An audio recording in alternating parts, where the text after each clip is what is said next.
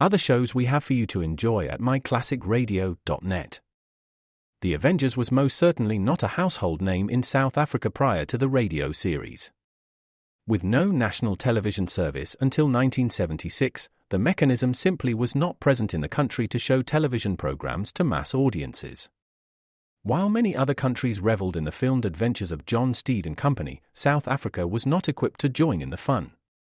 The series took Britain by storm and made a major impression in the American markets, being that greatest of rarities, a British series given a network transmission slot.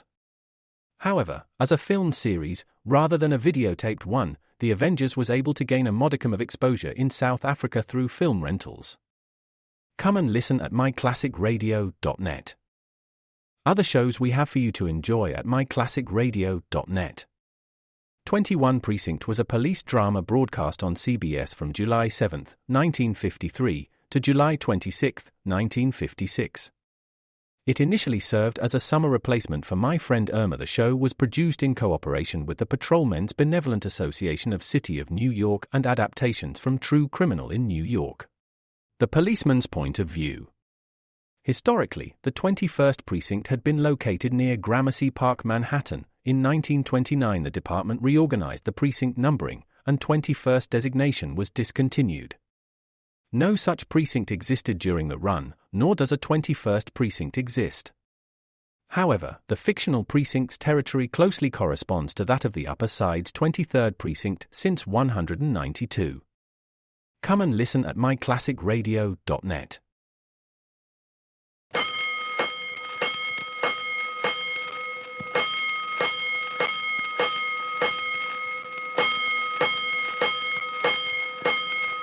Bells. Stand by all stations. Attention, all districts, a 5-alarm fire. 5 bells, moving immediately. That's it. Let's roll. Let's go. Firefighters.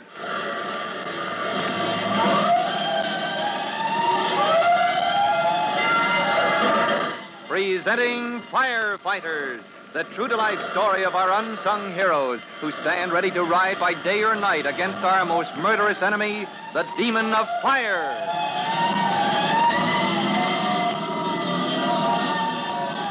In just a minute, we'll drop in at the Collins home, where Chief Cody has arrived ahead of us, carrying a copy of a famous magazine to show Tim Collins and his family.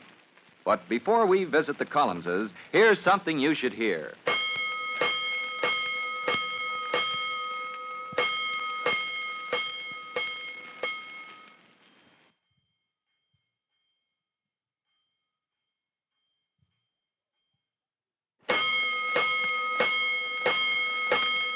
Let's go, firefighters. Let's go to the home of Tim Collins, rookie fireman, now in special training at the fire department's promotional school. During his first week at the school for officer candidates, you remember Chief Cody assigned Tim to an evening of special duty. Collins, Miss Garland has made an unusual request. Miss Garland, Chief? Yeah. That girl who's writing a magazine story about the department? Right. She's almost through, but she says she wants to round out her information. Well, I'll do anything I can, Chief, if it helps the department. Good. What are your plans for this evening? Why, I haven't made any, sir. All right, then here's what you can do for the fire department. Report to Miss Garland at 8 o'clock. She and her brother have an apartment at the hotel, and you'll place yourself at her disposal. As you say, Chief. All she wants is to have you go over her notes with her. Yes, sir. And she wants you to report with an appetite, all ready for dinner. You suppose you can hold off until 8 o'clock? Oh, of course I can, Chief. Matter of fact, that's a good arrangement. Hmm? Well, it gives me time for a snack at home before I report to Miss Garland at the hotel. That evening, as you remember, was a couple of weeks ago. And now, on his way home from duty late one afternoon, Chief Cody rings the doorbell of the Collins' house. Wait till the Collinses see this magazine story. Glory be, it's Bob Cody. We haven't seen you for so long, Chief, I thought you'd forgotten us. Now, is that likely, Mrs. Collins? You know better than that. Well, you know you've been neglecting us. Come right here. Well, just for a minute, ma'am. My driver can wait. I'll be right out, Vito. I'm on my way home, Mrs. Collins. Home? You mean you're on your way to eat in some restaurant? Tim, Ginny, it's Chief Cody. Huh? Oh, Chief Cody, what's up, sir? Now, don't rush me. Well, hello there, Jimmy. Where's Trudy? Oh, Trudy's upstairs in bed. dodging her chores. She's a little under the weather, sir. Mom put her to bed, and if she wants a tray, Jimmy or somebody can take it up. Oh, me?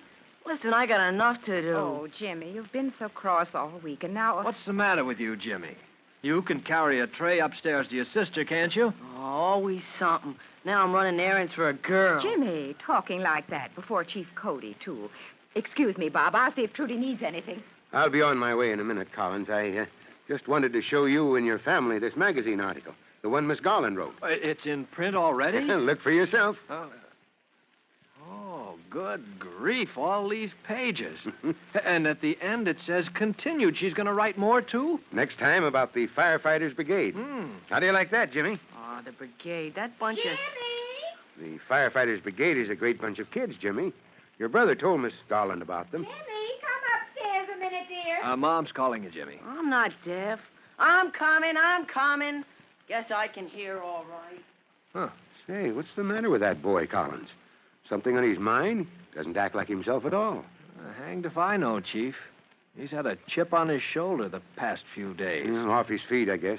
Well, son, I'll leave the magazine. Time I was moving along. Hey, Tim, is the chief still here? Just leaving, Jimmy. Oh, Mom wants to know if you can stay and eat with us. Oh, say, why not, Chief? You're off duty. Why don't you relax? Take it easy for a while. Mom says there's an old leg of lamb and potatoes and stuff if you want to stay. Jimmy, you know she never said it like that. Well, Chief, you remember just a moment ago what we said about chips on the shoulder? You know. yes, I certainly do, Collins. Somebody is way off his feed. Huh? Who are you talking about? You going to stay, Chief? Will you stay as a favor, sir? A favor to Mom and me? Not as a favor, son. I'll stay because I can't resist your mother's cooking. I'll be happy to stay. Okay, Mom. He'll help us eat that old Oh, lamb. fine. I'll be right down. And, Jimmy. Yeah? What now? Jimmy, you show a little respect for the Chief. I'll let it go, Collins. But if he can't speak to you decently... Not now, son. Jimmy, will you do an errand for the old man, save a little wear and tear on my feet? Oh, all right. I guess so. Well, my driver is waiting outside. Will you tell him I said not to wait? He can take the car back to headquarters. Well, who's driving? Vito? No. Okay, I'll tell him. I can holler at him from the front door. If he hollers at Vito too much, he'll get his ears pinned back. Chief, that's why I hoped you could stay. What? Well, you don't expect me to pin Jimmy's ears back. No, but... Well, he's always been so devoted to you, Chief, and now that he's acting like a bear with a sore paw, I thought maybe you might be able to snap him out of it. I've never seen that boy so cranky before. That's a fact. Now, I want to hear all about it. Is that the magazine? This is it, Mrs. Collins. But here's what you'll want to see. This picture on page 82. Oh, hold it so I can see, Mom. Why, it's a man on a ladder, isn't it? Well, why is he climbing up into that tree? Oh, good grief. Where'd they get that picture? Okay, Chief. Your car's going back to headquarters. Oh, thanks, Jimmy. Let Jimmy see that picture, Collins. Look, dear, a fireman climbing a ladder to get up in a tree. All the outlandish things to do. That's Huh? Oh, that's Tim up on that ladder. It is? Well, let me look again. That's your boy, all right, Mrs. Collins. But Tim climbing trees. Somebody in the crowd snapped that picture the afternoon the writer was here. Miss Garland, who wrote that story. Oh, well, they didn't have to put it into the magazine. Well, maybe Miss Garland thought it was important. You see, Mrs. Collins, when that picture was made, Tim was climbing to rescue a boy who was caught high up in the tree. Tim, you never mentioned a word about it. Oh, never gave it a thought. Good grief, they don't have to make such a fuss about a little thing like that. The boy was paralyzed with fright, Mrs. Collins. This young fellow of yours brought the lad down. He might have fallen, anything might have happened. But Private Collins brought him down safely. My Tim. Chief Cody, may I have this magazine? I want to keep it. Oh, it's yours. And here's another one for Jimmy in case he wants to show it to the Firefighters Brigade. Huh? You speaking to me, Chief? Jimmy, aren't you going to thank Chief Cody for telling us about Tim when Tim never says a word about himself and bringing us the magazine and all? I'm so proud. Proud? For what? Mom, leaving me out of it. If Jimmy can't be polite, even to Hush, you... Tim. Jimmy didn't mean to be rude. Now, honestly, Jimmy, won't you be proud to tell that story to your brigade? Story? Oh, well, Mom, I tell you, I just wasn't listening. Oh. Jimmy. Mom, Chief Cody, I'm sorry, but now, I'm... hush, Tim, please. I won't have any... Chief Cody, thank you for telling me about Tim. And I'd better see if everything's ready for the table. Well, please excuse me. I'll be right back. Hey, Mom. Mom, I'm sorry. Yeah, well, Jimmy, you did it. You made Mom cry. Oh, no, I don't want to do that. Well, you've been trying hard enough all week. Hold it, Collins. I thought I'd take a stroll down to the corner and get some ice cream for dessert and Jimmy could come along and tell me what flavor to buy and keep me company. That's all right, isn't it, if Jimmy and I take a stroll together? Oh, sure. I get it, Chief. I'll stay here and help Mom in the kitchen. Well, then come along, Jimmy. We'll get the ice cream. And thanks, Chief. Maybe that stroll is just what's needed. I'll tell Mom where you're going. As Chief Cody and Jimmy walk down to the corner store for ice cream, Tim's young brother is more like himself.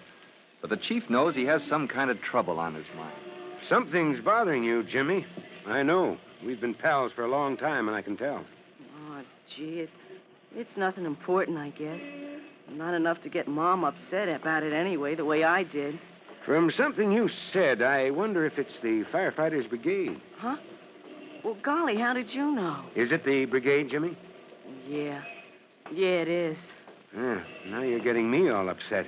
Well, I think I'm gonna get out of the brigade. What's that? I couldn't quite hear that. Oh, I'm gonna get out of the brigade, I said. Well, here's the ice cream place, and please, Chief Cody, I don't want to talk about it anymore. All right, let's go inside.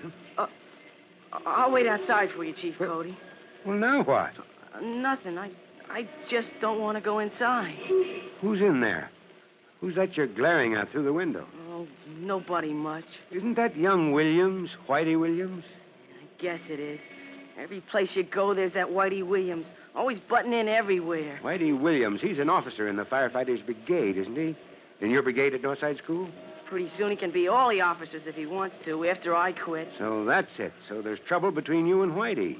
Yeah. Well, and between us, we're making a wreck out of our brigade. Jimmy, I'm going to look into this. Now, come on, don't hang back. We're going in there and find out what this is all about.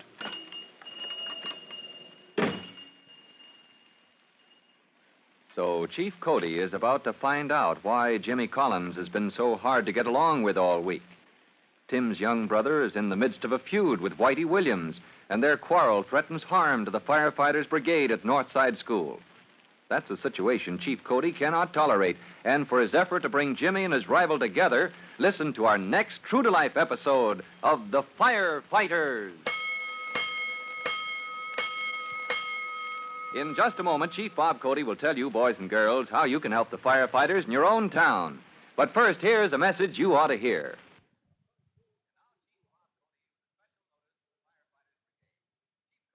And now, Chief Bob Cody with a special notice for the Firefighters Brigade. Chief Cody. Hello, boys and girls. This is your friend, Chief Cody. And here's the next item on our list of leading causes of fire. Ready? All right, write it down. Storage in lockers and cupboards. Now, of course, we keep things in places like that. That's what they're for. But here's the danger. Sometimes we store cleaning cloths that have been soaked with oil, or work clothes crusted with paint or grease. And soon fire can start from spontaneous ignition. Heat builds up, fire starts, and we're in trouble. So check up on that fire hazard. Careless use of lockers and cupboards for storage.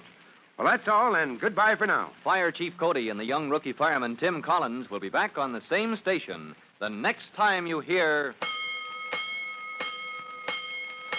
That's it. Let's roll!